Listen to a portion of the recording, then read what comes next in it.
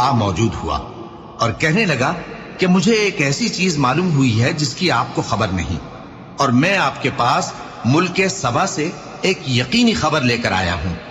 میں نے ایک عورت دیکھی کہ ان لوگوں پر حکومت کرتی ہے اور ہر چیز اسے میسر ہے، اور اس کا ایک شاندار تخت ہے۔